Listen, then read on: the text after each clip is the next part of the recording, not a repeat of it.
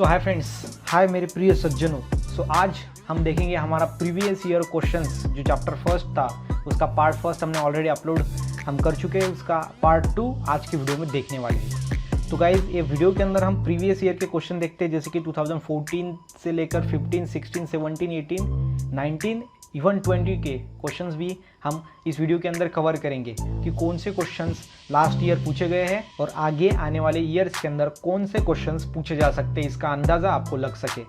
तो गाइज बनना है तो एक लव्य की तरह बनो, ताकि पढ़ाई करने के लिए कौन सा भी रीज़न आपको हरा ना सके।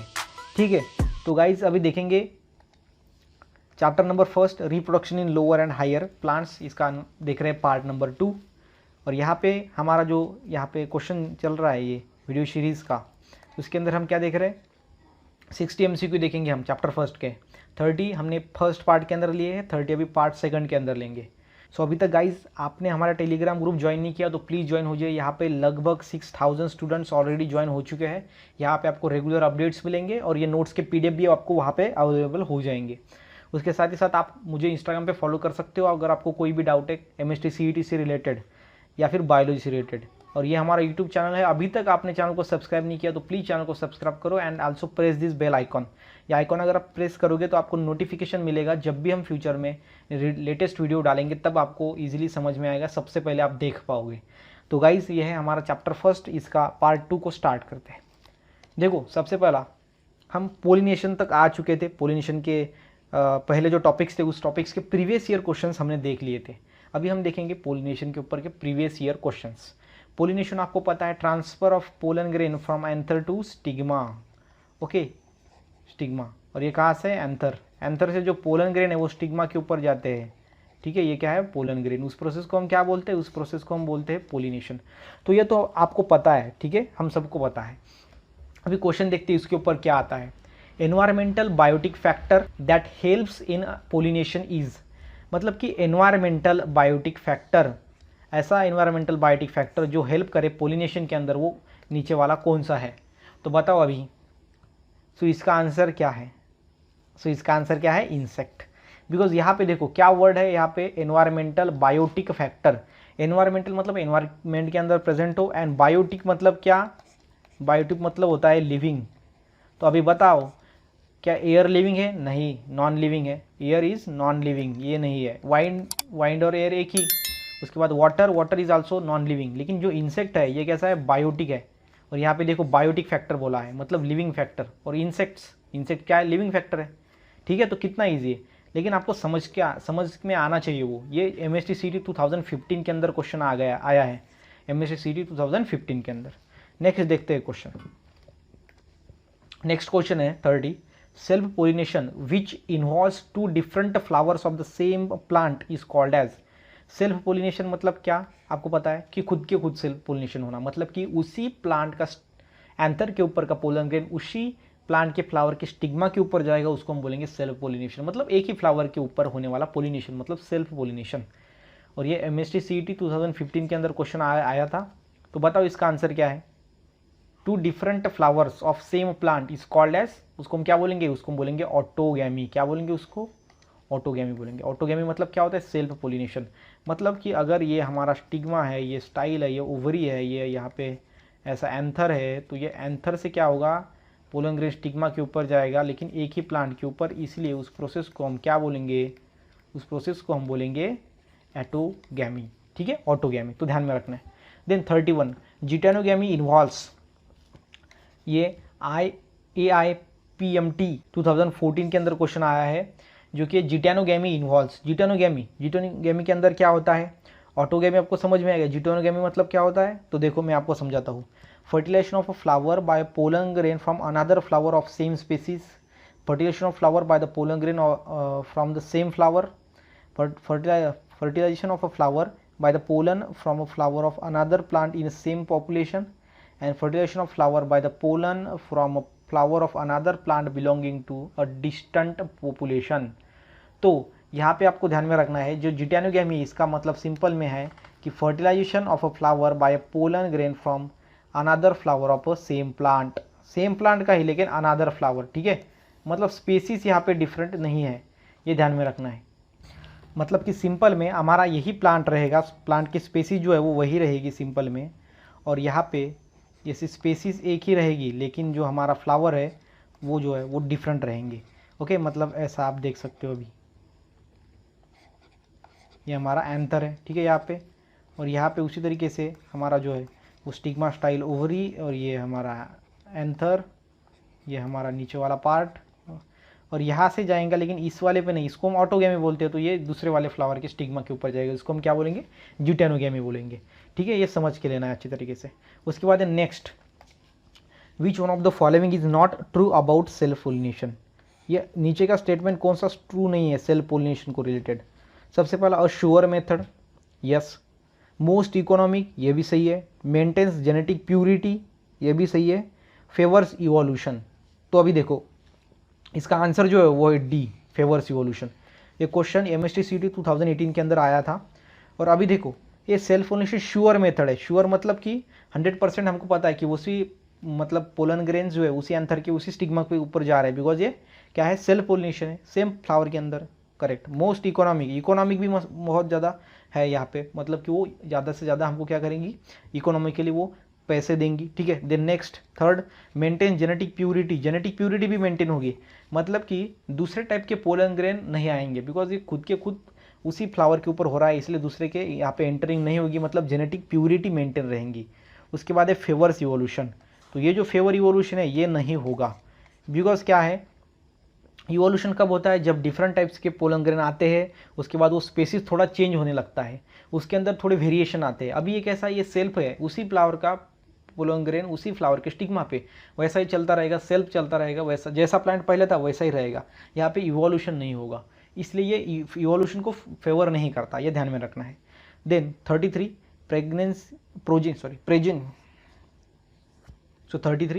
Progeny resulting from cross pollinations are, जो प्रोजेनी मिलेंगे हमको क्रॉस पोलिनेशन करके, उसको हम क्या बोलेंगे, ये MST CT 2019 के अंदर क्वेश्चन पूछा गया था, ये लेटेस्ट है। ठीक है, तो जो प्रोजेनी हमको मिलेंगी फ्रॉम क्रॉस पोलिनेशन उसको हम क्या बोलेंगे, या फिर वो कैसी होगी, cross pollination are genetically stable,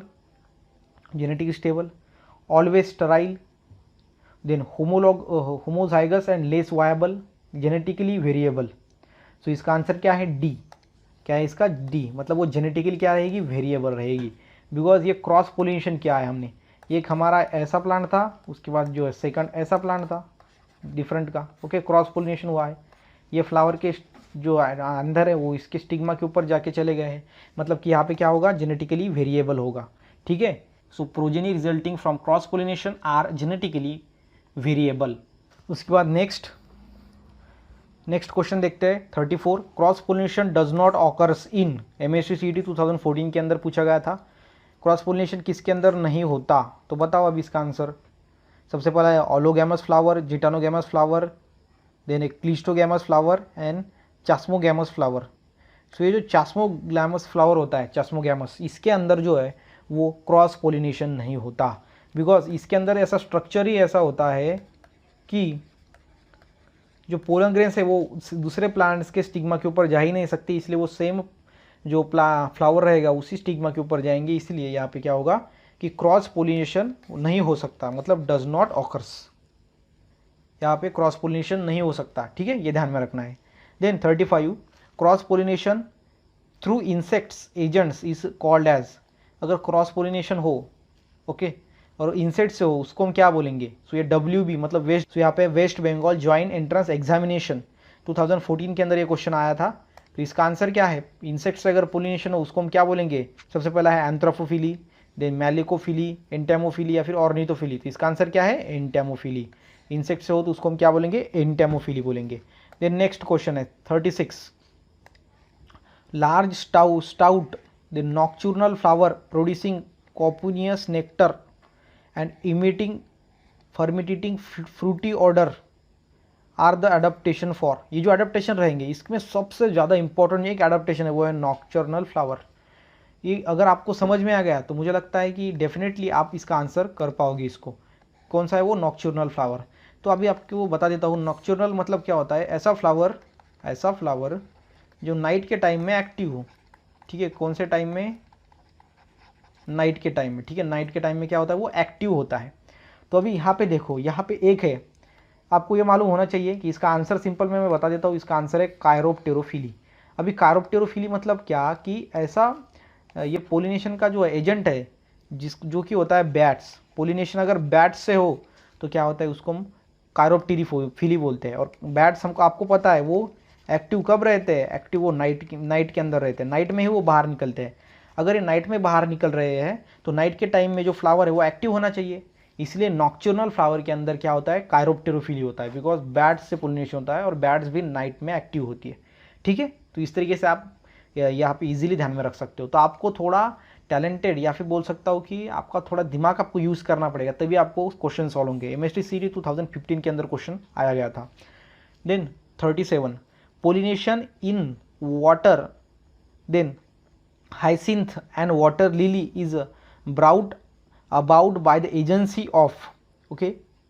सो ये आपको ध्यान में रखना है। यहाँ पे क्या है, pollination in water, hyacinth and water lily, इसके अंदर पोलिनेशन कहाँ पे होता है। अभी आप कन्फ्यूजन होंगे, अभी कन्फ्यूज कैसे हो गया आप, आपको पता लगेगा कि यहाँ पे देखो वाटर लिली, वाटर हाइसिंथ, तो ये दोनों के अंदर क्या है, ये वाटर वाटर दिख रहा है, मतलब कि वाटर के अंदर होंगे, और वाटर के अंदर जो प्लांट रहेंगे उसके अंदर क्या होगा, हाइड्रोफिली होगा, मतलब कि यहाँ से क्या होगा, बी इसका आंसर होगा, ऐसा आपको लग रहा है, लेकिन नहीं है, बी इसका आंसर नहीं है, इतना इजी नहीं होगा, ये रॉन्ग आंसर है, बी नहीं है इसका आंसर।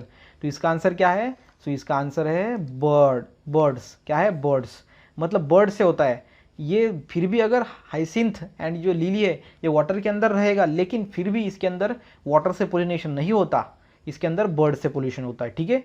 ये नीट पेपर सेकंड 2016 के अंदर पूछा गया था, तो ये ध्यान में रखना है आपको, ओके। इस तरीके से कंफ्यूजन नहीं होना है, ये स्पेशल एग्जाम्पल्स है, ये ध्यान में रखने हैं।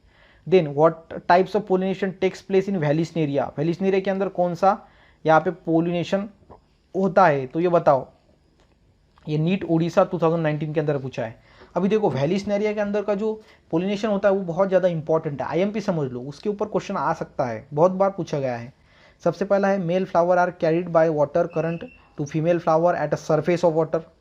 Then pollination occurs in a submerged condition by the water. Flower emerge above surface of water and pollination occurs by insects. Flower emerge above water surface and pollen is carried by wind. तो बताओ अभी इसका answer.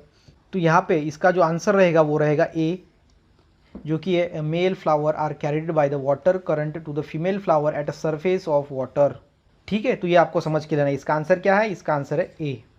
जो male flower रहेगा वो carrot होगा, water current से वो फीमेल फ्लावर तक जाएगा, सरफेस वाटर के सरफेस के ऊपर। उसके बाद नेक्स्ट क्वेश्चन है 39 क्वेश्चन क्या बोलता है, which one of the following are the important floral rewards to the animal pollinators. Animal pollinator से कौन सा यहाँ पे रिवॉर्ड है, मतलब उस फ्लावर के अंदर वो खास खासियत है, ठीक है। देखो सबसे पहला colour and large size flower, then nectar and pollen grain, then floral fragrance and calcium crystals, then protein pellicle and stigmatic exudates। तो बताओ इसका आंसर क्या है। सो फ्लोरल रिवार्ड्स कौन सा है एनिमल पॉलिनेटर्स से, यह है colours and large size flower, ठीक है।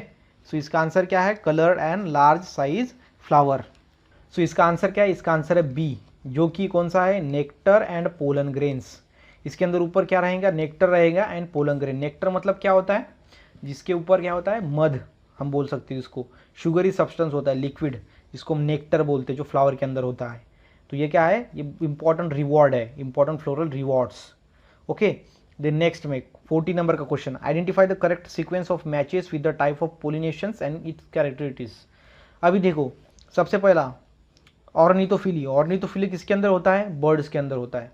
अगर बर्ड्स के अंदर हो रहा है तो बर्ड्स को जो है वो स्मेल नहीं आता, तो ये ध्यान में रखना है।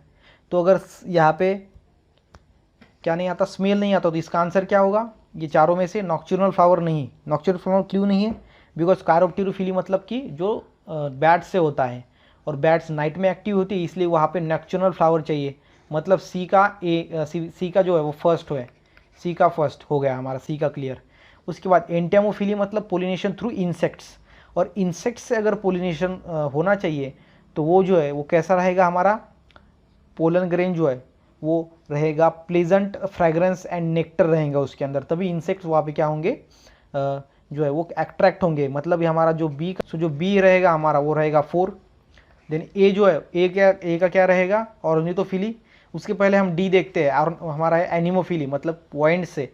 अगर वाइंड से पोलिनेशन हो तो जो पोलन ग्रेन है वो लाइट वेट होना चाहिए, तभी वो एयर से एक फ्लावर से दूसरे फ्लावर तक जा पाएंगे। इसलिए इसका होगा डी का होगा 2। तो अभी देखो आप तीसरा ए वाला जो है वो ए वाला कौन सा बचा है हमारा 3 नंबर का, ठीक है, जो कि है फनेल शेप्ड कोरोला। वो किसके अंदर, ऑर्निथोफिली, मतलब बर्ड्स के अंदर। बर्ड्स के अंदर क्या होता है, ऐसा बड़ा फनल लाइक जो है वो फ्लावर होना चाहिए ना, तभी उसकी जो बीक है वो अंदर जा पाएगी, ठीक है, ये ध्यान में रखना है आपको। तो इस तरीके से यहाँ पे जो है वो ऑप्शन देखो, A3, B4, C1 and D2। तो इसका आंसर क्या रहेगा, इसका आंसर रहेगा C। ओके, MSTCT 2019 के अंदर क्वेश्चन पूछा गया है, ये तो बहुत ज़्यादा लेटेस्ट है। ओके, देन नेक्स्ट देखते हैं question number 41। Anemophily is not observe in. So नीचे दिए गए किस प्लांट्स के अंदर एनिमोफिली नहीं होता है। एनिमोफिली मतलब पोलिनेशन थ्रू वाइंड। अभी देखो मेज, शुगर केन, जवार एंड सैल्विया। तो मेज, शुगर केन, जवार मेज, जवार, इसकी ये तीनों के अंदर भी ये एनिमोफिली होता है। ये सैल्विया के अंदर एनिमोफिली नहीं होता। सो ये तीनों इसके एग्जाम्पल ही है, ये आपको अच्छे तरीके से याद होने चाहिए। Then 42, attractants and rewards are required for. जो अट्रैक्टेंट रहेंगे, रिवॉर्ड्स रहेंगे, वो किसके लिए मतलब लगेंगे, कौन से पोलिनेशन के लिए, ओके, कौन से टाइप के पोलिनेशन के लिए। सबसे पहला है anemophily, hydrophily, entomophily and cleistogamy. Okay, so बताओ इसका आंसर। सो इसका आंसर क्या है, एंटेमोफिली। क्यों, बिकॉज एंटेमोफिली मतलब कि इंसेक्ट से पोलिनेशन होता है, और इंसेक्ट्स को अट्रैक्ट करने के लिए अट्रैक्टेंट्स रहेंगे, रिवॉर्ड्स लगेंगे, तभी इंसेक्ट्स अट्रैक्ट होंगे, है कि नहीं। एनिमोफिली मतलब वाइंड तो नेचुरल चलती है, उसको अट्रैक्ट करने की जरूरत नहीं होती। हाइड्रोफिली मतलब वाटर से, वाटर को भी अट्रैक्ट करने की जरूरत नहीं होती। और क्लिस्टोगैमी मतलब उसके अंदर कॉम्पैक्ट स्ट्रक्चर होता है, जिसके अंदर कुछ भी अट्रैक्ट करने की जरूरत नहीं होती, बिकॉज उसी फ्लावर के जो पोलन ग्रेन है उसी स्टिग्मा के ऊपर जाके गिरते हैं, उसका अरेंजमेंट ही वैसा होता है कॉम्पैक्ट। तो ये भी नहीं बचा, तो बचा हमारा एंटेमोफिली। तो ये है इसका आंसर। ये NEET UG, NEET under graduate 2017 के अंदर पूछा है, और ऊपर का CET 2015 के अंदर पूछा गया था। Okay, then next, a dioecious flower plants prevent both. Dioecious मतलब क्या, कि सिंगल, मतलब कि एक फ्लावर के ऊपर रहेगा हमारा मेल पार्ट, ओके, ये रहेगा हमारा फीमेल पार्ट। तो ये आपको ध्यान में रखना, ये हमारा फीमेल पार्ट रहेगा एक फ्लावर के ऊपर, और दूसरे फ्लावर के ऊपर रहेगा हमारा मेल पार्ट, ठीक है। तो ये हमारा मेल पार्ट है, आपको पता है ऐसा, ये रहेगा मेल पार्ट, ये रहेगा फीमेल पार्ट।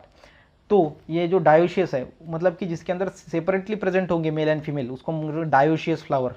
ओके, ये प्रिवेंट करेगा बोथ, किसको किसको ये प्रिवेंट करेगा। ओके, सबसे बताओ अभी इसका answer.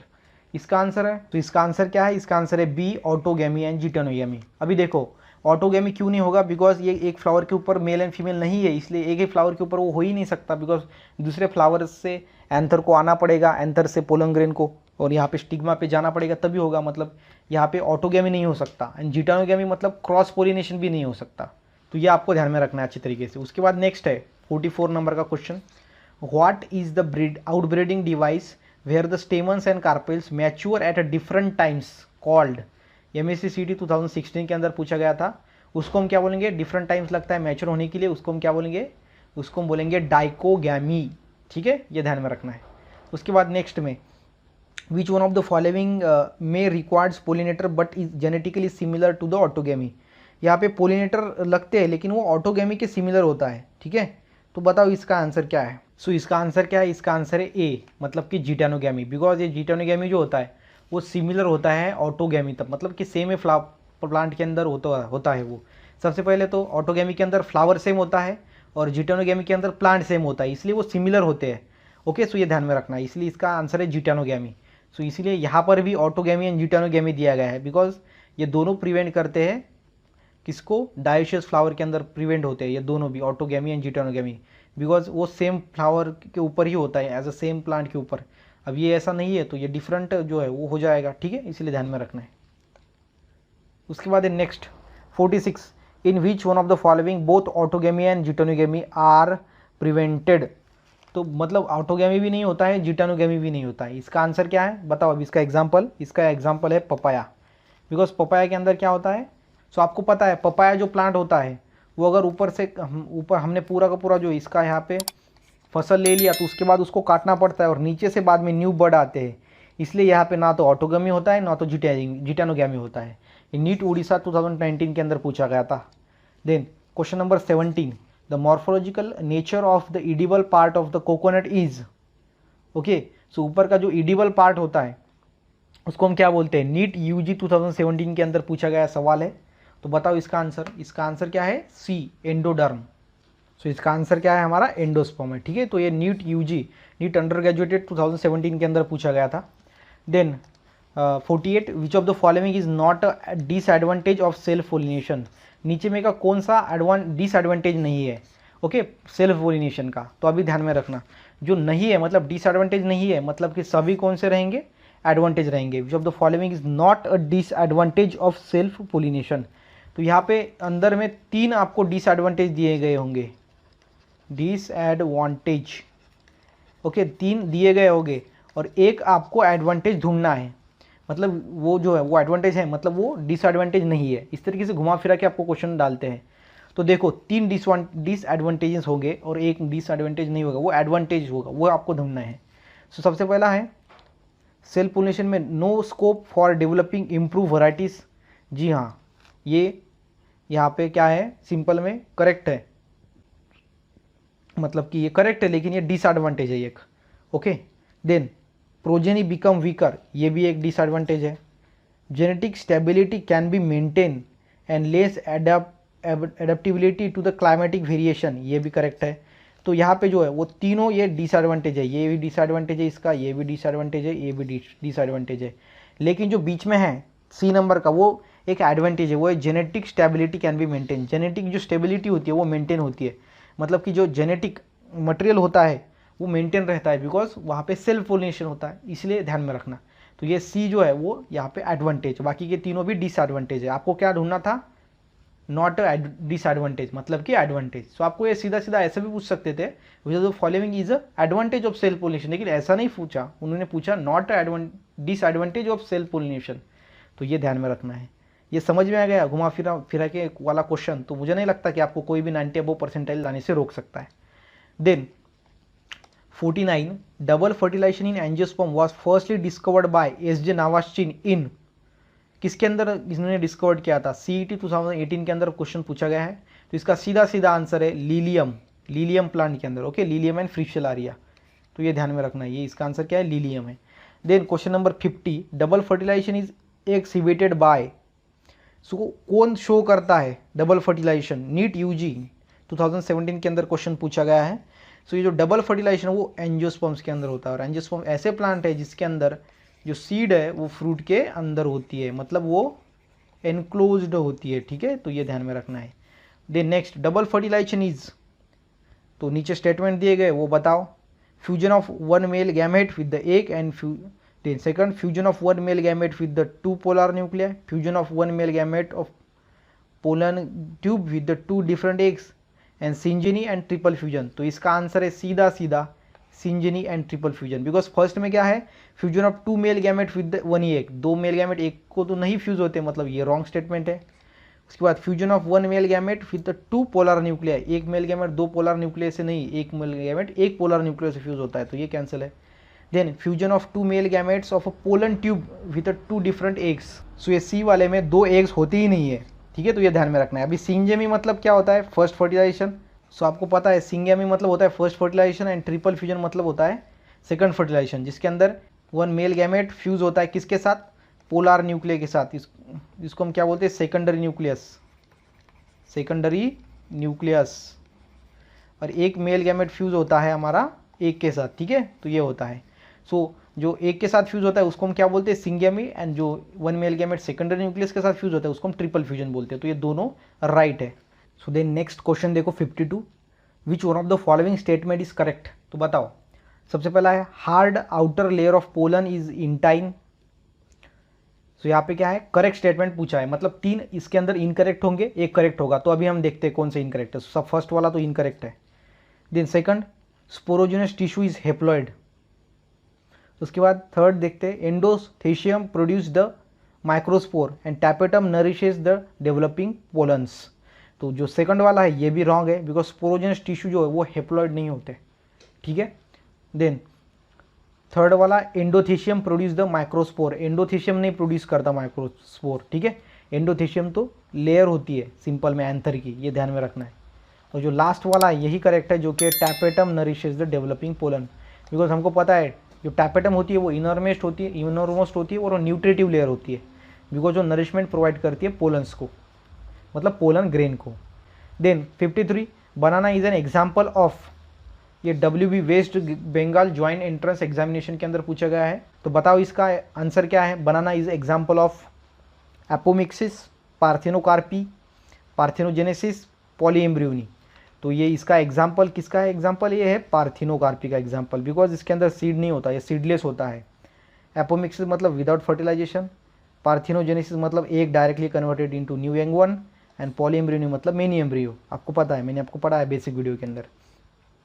Then question number 54, the correct sequence of events during double fertilization in angiosperm is, MSc 2016 के अंदर पूछा है। करेक्ट आप बताओ, क्या बताओ आप, करेक्ट आप सीक्वेंस बताओ। सबसे पहले क्या होगा बताओ। सो यहाँ पे जो करेक्ट रहेगा वो रहेगा C, porogamy, syngamy and triple fusion. ऐसा क्यों, बिकॉज अभी देखो सबसे पहले ट्रिपल फ्यूजन दिया है, ट्रिपल फ्यूजन थोड़ी पहले होता है, वो तो लास्ट में होता है। सिंगैमी होता है फर्स्ट में हम बोल सकते हैं, लेकिन यहाँ पे पोरोगैमी भी है, पोरोगैमी पहले होना चाहिए। पोरोगैमी मतलब क्या होता है कि हमारा अगर ऐसा ओव्यूल है, ठीक है, ऐसा ओव्यूल है, तो यहाँ पे जो मेल गैमेट आएंगे, ठीक है, वो कहाँ से आएंगे, हमारे अगर पोलन ग्रेन हमारे पोलन ट्यूब से आए तो उसको हम क्या बोलेंगे, पोरोगैमी बोलेंगे। तो इसीलिए फर्स्ट में होगा हमारा पोलोगैमी। पोरोगैमी हो जाने के बाद सेकंड में क्या होगा, syngamy, fusion of male gamete, one male gamete with egg, and उसके बाद fusion of second male gamete with the secondary nucleus, मतलब ट्रिपल फ्यूजन, इसलिए इसका आंसर है C. Then function of filiform apparatus is to, so जो filiform apparatus है इसका function क्या है, ओके, सो ध्यान में रखना इसका फंक्शन क्या है, इसका फंक्शन है guide the entry of pollen tube, pollen tube की एंट्री को गाइड करना। जो पोलन ट्यूब की एंट्री कहाँ पे होनी चाहिए वो कौन गाइड करता है, तो हमारा फिलीफॉर्म एपरेटस गाइड करता है, जिसको हम दूसरा नाम क्या है इसका, सिनर्जिड्स, ओके, जिसको हम क्या बोलते हैं, सिनर्जिड्स बोलते हैं। तो ये भी ध्यान में रखना है आपको। उसके बाद नेक्स्ट में है, in angiosperm the fusion of male gamete with the secondary nucleus is considered as the second fertilization, because, क्यों बोलते हैं, बिकॉज इसके अंदर क्या होता है, it is fusion of two nuclear, no, secondary nucleus is a sister nucleus of the egg and it takes place in embryo sac, it takes place after pollination। तो बताओ इसका आंसर, इसको हम क्या बोलते हैं, सेकंड फर्टिलाइजेशन बोलते हैं, ओके। क्यों बोलते हैं सेकंड फर्टिलाइजेशन, सो हमको पता है वो सेकेंडरी न्यूक्लियस के साथ फ्यूज होता है, और सेकेंडरी न्यूक्लियस को साथ फ्यूज हुआ, लेकिन जो सेकेंडरी न्यूक्लियस है वो सिस्टर न्यूक्लियस होता है एक का, एक की न्यूक्लियस के साथ सबसे पहला फ्यूज हो जाता है, उसके बाद होता है सेकंड फर्टिलाइजेशन। फर्स्ट को हम सिंजियमी बोलते हैं, सेकंड को हम ट्रिपल फ्यूजन बोलते हैं। तो ये आपको ध्यान में रखना है, इसलिए ये सेकंड में क्या होता है, बिकॉज सेकेंडरी न्यूक्लियस जो है वो सिस्टर न्यूक्लियस है एक का, इसलिए हम उसको डबल फर्टिलाइजेशन बोलते हैं। MST CT 2018 के अंदर क्वेश्चन पूछा गया था। उसके बाद देन देखते हैं question number 57, in angiosperms during development of embryo the suspensor cell develop from, जो सस्पेंसर सेल रहेंगे वो डेवलप होंगे, लेकिन किससे, तो इसका सीधा सीधा आंसर रहेगा डेवलप फ्रॉम ऊस्पियर, ठीक है, तो ऊस्पियर से डेवलप होता है, ठीक है, ये कलेक्टिवली आपको ऐसा ही ध्यान में रखना पड़ेगा। Then question number 58, the suspensor during the development of an angiosperm embryo is form, okay, तो suspensor during the development of angiosperm embryo, जब एंजियोस्पर्म का एम्ब्रियो फॉर्म होता है, उसकी डेवलपमेंट स्टार्ट होती है, तब सस्पेंसर फॉर्म होता है, लेकिन वो किससे फॉर्म होता है, फ्रॉम किससे फॉर्म होता है, तो ये ध्यान में रखना है। वो बताओ इसका आंसर, तो इसका आंसर क्या है, बेसल सेल। तो ये MSc CT 2017 के अंदर पूछा गया था, और ये MSc CT 2015 के अंदर पूछा गया था। Then which one of the following is not endospermic seed, तो यहाँ पे जो है कौन सी एंडोस्पर्मिक सीड नहीं है, मतलब ऐसे सीड जहाँ पे एंडोस्पर्म नहीं है, मतलब नॉन एंडोस्पर्मिक सीड जिसको हम बोलते हैं, ओके, तो इसको हम एक्स अल्बुमिनस सीड भी बोलते हैं, नॉन एंडोस्पर्मिक सीड को दूसरा नाम है, आपको कन्फ्यूजन नहीं होना है अगर वो पूछा गया तो, ठीक है। तो बताओ इसका आंसर क्या है, sunflower, groundnut, coconut and wheat. तो इसका आंसर क्या है, ग्राउंड नट, सी, ओके। सो उसके बाद नेक्स्ट में जो लास्ट वाला क्वेश्चन देखेंगे वो रहेगा, which character of angiosperm help in their dominance of earth. So कौन सा कैरेक्टर उनके डोमिनेंस ऑफ अर्थ में जो हेल्प कर रहा है, मतलब अर्थ हमारे धरती के ऊपर ये डोमिनेंट है, मतलब हमारा जो है इनका ये ताकत दिखाते हैं, ये डोमिनेंट है एंजियोस्पर्म्स, ऐसे प्लांट जिनके अंदर क्या होता है, सीड एनक्लोज होता है, उसको हम एंजियोस्पर्म बोलते हैं। तो इनके अंदर कौन सा ऐसा कैरेक्टर है जिससे ये हमारे अर्थ के ऊपर राज कर रहे हैं प्लांट्स के अंदर? तो बताओ इसका आंसर, वो है ए वाला, फॉर्मेशन ऑफ सीड। बिकॉज ये क्या कर रहे हैं, सीड फॉर्म कर रहे हैं, इसलिए ये क्या है, डोमिनेंस है ऑन द अर्थ। ये MSTCD 2018 के अंदर क्वेश्चन पूछा गया है। ओके, सो गाइज यहाँ पे हमने पूरा का पूरा जो 30 क्वेश्चन अभी पार्ट 2 के अंदर देख लिया, मतलब टोटल हमारे 60 MCQs जो है वो यहाँ पे कंप्लीट हुए हैं। और वो एक ऐसे MCQ है, प्रीवियस ईयर क्वेश्चंस MCQs, जो कि मैंने आपको डिटेल में एक्सप्लेन करके दिया है with based notes, with based explanation, with based presentation के साथ। तो गाइज मुझे लगता है कि आपको वीडियो अच्छा लगा होगा। अगर वीडियो अच्छा लगा तो वीडियो को लाइक करना ना भूलिए। अगर नए हो चैनल पे तो प्लीज़ चैनल को सब्सक्राइब करना। मिलते हैं गाइज नेक्स्ट वीडियो में नेक्स्ट टॉपिक के साथ। ऐसे ही इंटरेस्टिंग वीडियोस देखने के लिए सब्सक्राइब बटन के बाजू में ज्वाइन टर्म पे क्लिक करें। पेमेंट हो जाने के बाद आप बन जाएंगे चैनल के स्पेशल मेंबर और आपको मिलेंगे MSTCET से related tricks, tips and strategies videos. Video को लास्ट तक देखने के लिए आपका दिल से धन्यवाद।